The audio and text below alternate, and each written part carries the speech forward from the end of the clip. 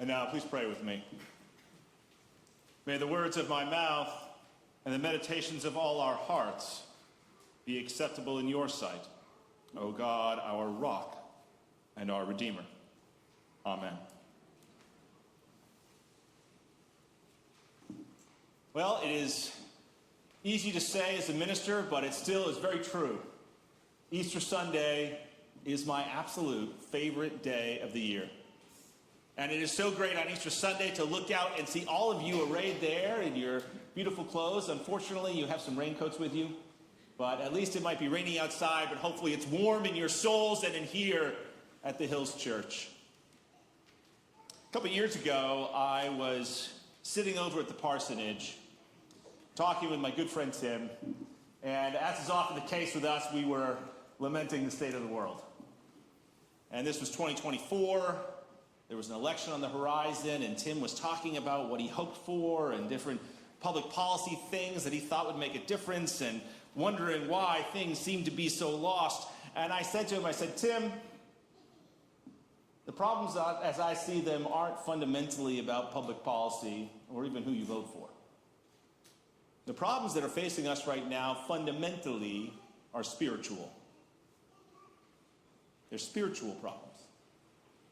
I said to him, listen, Tim, we live in a time where we are the wealthiest country on the planet. We are the wealthiest country that the world has ever known. People across an economic spectrum have more stuff, more goods than they've ever had before in their lives. Plus, we have these amazing supercomputers in our pockets that we carry around with us. We have a chance to watch every amazing streaming show and share with all your friends. I mean, things should be wonderful. Why is it that people don't feel that? And I'm like, this is a spiritual malaise that's in our country. Something's not right. And it's not an easy technical thing. And look at our divisions in our country. Our country's had divisions for a long time, but there's something that seems to be different about the divisions now, not just socioeconomically and some of the impacts that have, but culturally. I mean, there are times in the United States where you can walk into a group of people and think that you've stepped into another planet. It's one of the things I loved about spending time living in Iowa and Houston. I got a chance to see the fact that, wow, people really do see the world differently in this country based on where they are. And what's most disturbing about it is not the differences. The U.S. has always had that. It's the demonization. It's the hatred. It's the emotions that get stirred up against the other side or against people that are very different than you. This is different and worse than it's been before. And I said to my friend Tim, this is a spiritual issue.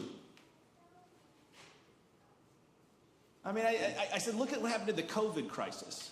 In COVID, you could see some of these lines just cracking apart in the midst of the pressure of the virus, and it doesn't seem like, even though the virus was over, that things had really ever gone back together again. And this prompted me to tell him, I said, this reminds me of the theology of Karl Barth, most famous 20th century theologian. I said, what's going on right now is Das Nichtige, the nothingness. And as I was saying earlier, I doubt that was on your Easter bingo card for the sermon. Das Nichtige. What Barth talks about in this, and I love the way he frames this. Barth looks at Genesis 1, about the creation account in Genesis 1. And the classic reading of the Genesis 1 creation account is, in the beginning, God created the heavens and the earth. But Jewish translators say, or those who are experts in Hebrew say, that's actually not a very good translation. The better translation is, when God created the heavens and the earth, there was this formlessness and void, and the Spirit moved over the deep. In other words, the better translation is that there was this chaotic tohu vabohu in Hebrew, this chaotic formlessness and void, and out of that chaos, God brought order. And so Barth said this chaos that is the stuff out of which God brings order wants to get back to that chaotic state. And there's this sense of Das Nichtige, the nothingness, that tends to draw on us at various points. And sometimes the nothingness has more control than others. It's never as powerful as God, but it's there. And I said to Tim, this is back in 2024, I'm like, Tim, what I see going on right now is Dashnishtageh. You just feel it. There's that nothingness in the air, that sense of chaos. Almost like there's a desire for destruction. And I have to say, I don't know about you, but when I look at our present state or our future, I wish I could say I were optimistic, but I'm not. I mean, you look at our changing climate and what impact that's going to have, what it has now, what impact it's going to have. We have the technical resources to deal with it, but do we have the spiritual resources to do what's right? What about our national debt? Our national debt that keeps getting larger and larger and larger, over 100% of GDP, and just going up. No one seems to care about it in either party. And yet at some point that bill's going to come due and it's going to start affecting things really soon. Are we going to be able to figure it out in a way that doesn't lead to disaster? Do we have those moral and spiritual resources to make hard choices? What about what's going to happen to our entitlement programs? I mean, I'm young enough to know that I'm never going to have Social Security and Medicare. That's just not even going to be on the horizon. But those funds are running out, and they're going to run out soon without hard choices. And if you want to see blood on the street, just wait till that gets cut. Or what about AI? Everywhere you look, as we talk about artificial intelligence. Talk about it in society all over the place. The great promise that this gives us for productivity. Yay! I mean, who doesn't want robots doing all your chores? I would love that. But something tells me it might not work out that way. Something tells me that the great promise of AI might not turn out to be as hopeful as we'd want. Because it turns out it can go very wrong. And again, I don't trust that we have it together as a society to make sure that it doesn't. A few years ago, there was a book that was written in the 90s that came back into popularity because it was a favorite book of Steve Bannon's. It's called The Fourth Turning. Maybe you've read it, maybe you haven't. Some of the analysis I like, some of it I don't, but what the authors lay out is that things work in generational stages.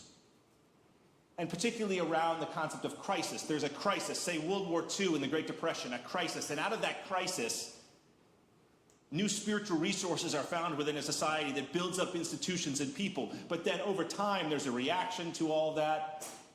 That over a certain number of generations, and they claim it's every fourth generation, you need to have another crisis in order to rediscover the spiritual center of what it means to be people. And sometimes that only happens out of crisis. So these authors were saying, hey, this crisis is upon us. Steve Bannon loved it because he's like, he wants to usher in this crisis to be upon us. Either way, I tend to think it's coming. And it might not be pretty. And the thing is, our secular society doesn't have a lot of great responses to this. I mean, no one reads philosophy anymore.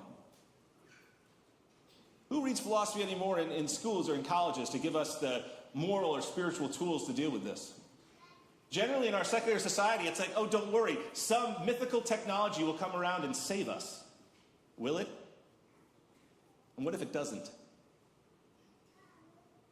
Christianity is something that takes the spiritual life and the spiritual dimension of life very seriously, along with the moral dimension. And Christianity understands crisis and it understands suffering. Those of you who were here on Maundy, Thursday, or Good Friday had the experience of reading through or hearing those passion narratives again, seeing sin laid out. Christianity is explicitly honest about this. But the thing about Christianity is that while it can wrestle with sin and suffering very well, Good Friday is, of course, not the final word. Now, last November, I had the chance to go over to the Holy Land for the first time in my life. And when I was in Jerusalem with my travel companion, Rob somehow had this phone number. I don't even know where he got it from. Some friend in the Bay Area gave him a phone number. He called it up, And there were these Catholics that allowed you, if you signed up or whatever, to go to the Church of the Holy Sepulchre and get locked in all night long. Now, we didn't tell the people when we arrived that we weren't Catholic. And thankfully they weren't checking our Catholic cards, which was good. But Rob and I got locked into the Church of the Holy Sepulchre at 7 p.m. at night with 6 other people.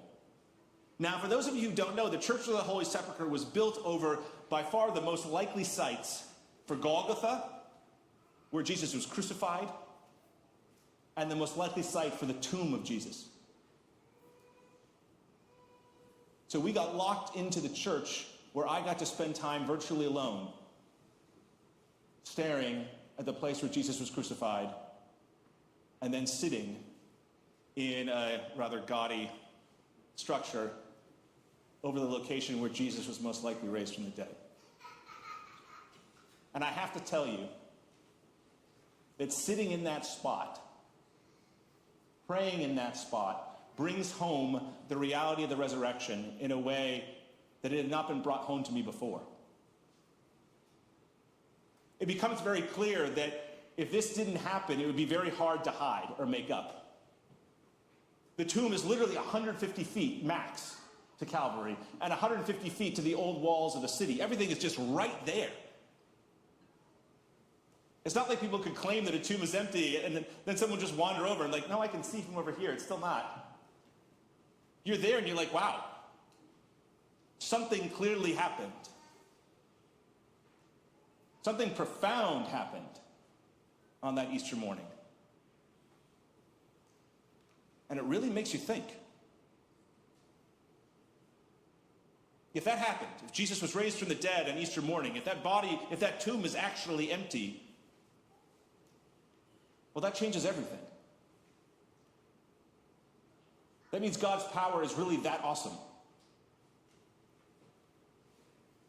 Now, you might be someone who understandably is that's a bridge too far for me. I'm more like a spiritual resurrection rather than a bodily resurrection. Okay, that's fine. But you have to admit that whatever happened on that Easter morning forever transformed the lives of those who experienced it. According to tradition of the 12 apostles, again, minus Judas, he got, and one more put in.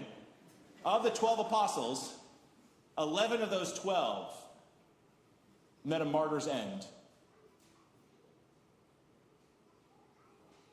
11 of the 12 who experienced the resurrection on that Easter morning had their lives end by being tortured to death. You don't put yourself through that just because you're oh, I had a nice thought.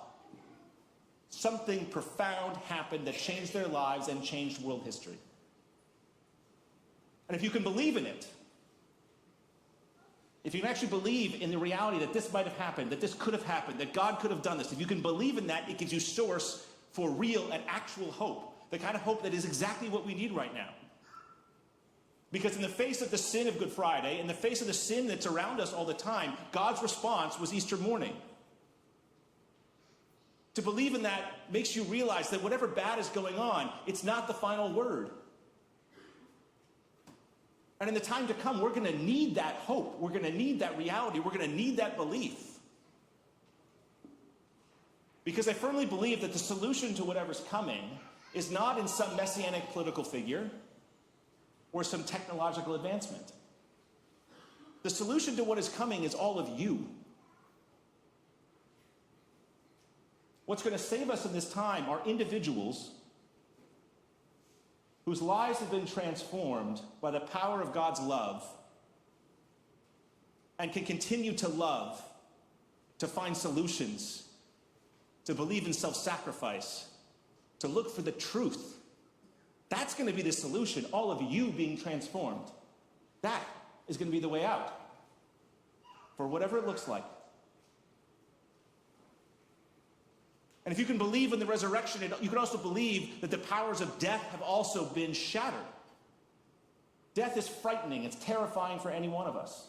Some of us are closer to that than others. But to believe in the resurrection is to believe that our death is not the final end. And that should give you hope. Hope that God has something great in store for each and every one of you. Now, in this time, you have a decision to make. Because for whatever's coming, you can put on that old classic fake optimism and go, oh, it's not actually that bad. It might be. You could take the pathway of just being a good old ostrich and putting your head in the sand and being like, I'm not seeing it, I'm not reading news, I'm not doing anything. Will that work? In the face of certain crises that could be coming on, you could just be a pessimist and a nihilist and say, oh, well, what's the point? There's nothing really of meaning. I would encourage you to take the Christian way. The Christian way, which acknowledges the power of sin, which acknowledges the reality of suffering, which acknowledges how bad that can be, but which says unequivocally that that's not the final word, that is not the final answer. The final answer of God we find on Easter morning. A truth that gives us true hope to be the people that God wants us to be. And I hope that as you leave this place in the weeks to come, or even the months to come, that when something bad comes up, you can still hear those words that are said this morning echo in your head. Christ is risen, he is risen indeed. Christ is risen, he is risen indeed. In the face of the evil that's there, in the face of the bad that you might see, rather than respond in hatred or evil, hear those words, Christ is risen, he is risen indeed. That is what's going to give you the strength to persist, to hope, and to love. And if you want to learn more about how to do it on a day in and day out basis, how to live that life, then come back here and commit to being a part of this fellowship.